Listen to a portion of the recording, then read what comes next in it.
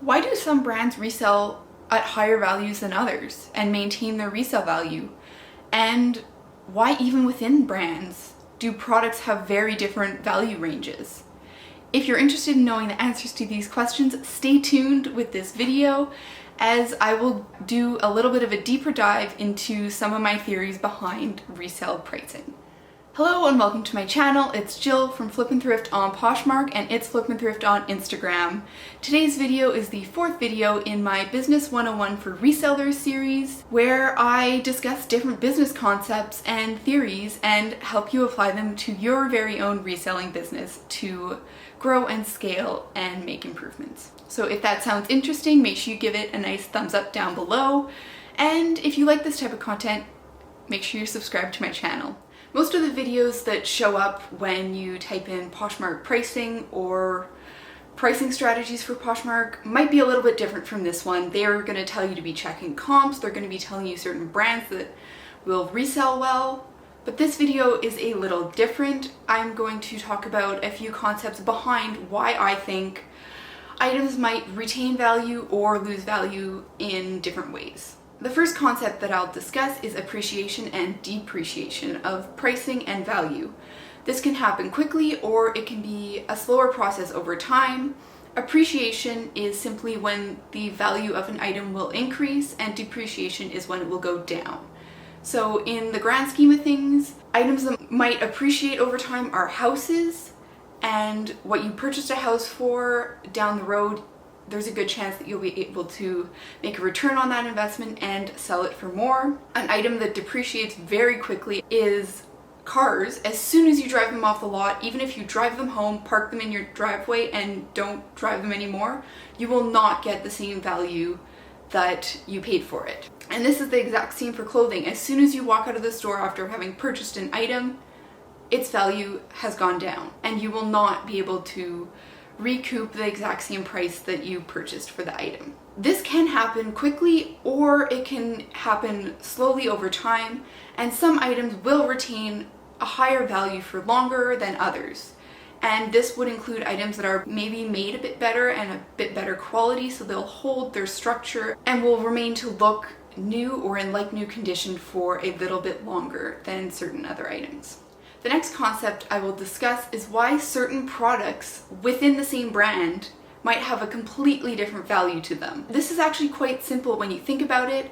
Certain brands will create different lines of products and sell them at different locations. For example, Reebok, Champion have broken into the Costco market and have created specific product lines that are sold at a lower price point to reach more customers, so it's beneficial to them. However, these items will not have as high of a resale value as certain other products from those brands. And these items are made to be sold at a lower price point, so are often slightly lower quality or just have some differentiations to them which make them of less value. And the second reason in which items from the same company and the exact same brand will have a very different value, this one might be a little more obvious, and it is the age of the item. An older item, unless it's classified as vintage and is still a desired piece, will not have the same value as a brand new and more relevant item. This is because trends change, people want the latest items, and things that are newer are going to be more popular, more searched for, and have a higher demand. The other question which I proposed to you at the beginning of this video was, why are some brands able to retain their resale value while others do not? And my thinking behind this is, when brands often discount items or sell things at a discount, that will bring the overall resale of that brand down. So an example that I might have for this is in the sporting goods industry, and I'll tie that into my second part of this with another sporting goods company. So for example, Nike, Adidas, Under Armour, Reebok will often be able to be found at various locations, which isn't the reason that the resale value goes down, but these locations will have sales. They'll sell their items at a discount, which means when consumers can already purchase the item new at a discounted price, they won't be as willing to pay as much for the item used, which kind of makes sense, I think. So on the flip side, when brands don't discount their items, and when they're often harder to find, this means that the brands will have a higher resale value. And an example of this is Lululemon. They don't run sales very often.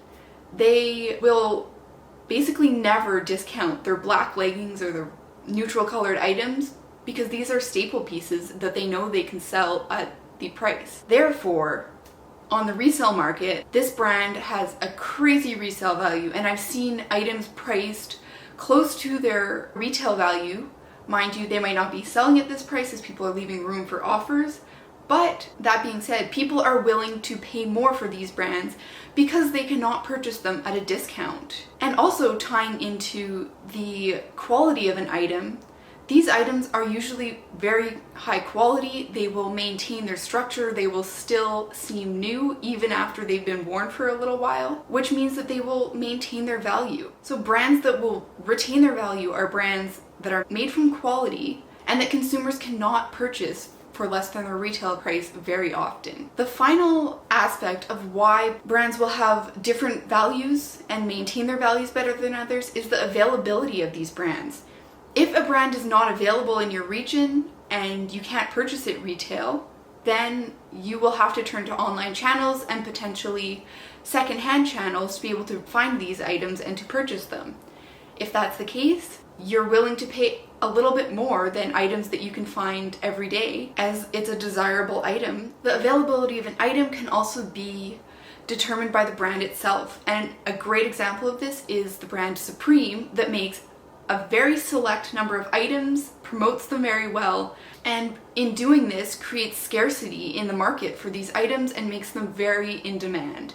And these items might actually be able to resell at values higher than their initial cost, which in itself is usually pretty high. So those are a few of my theories about why pricing is the way it is and why some brands might do better than others in retaining their resale value. If you like this video, if you like thrift hauls, if you like tips and tricks, or if you're trying to scale your business and just want some business tips, make sure you subscribe down below and hit the bell notification so that you know when I come out with new videos.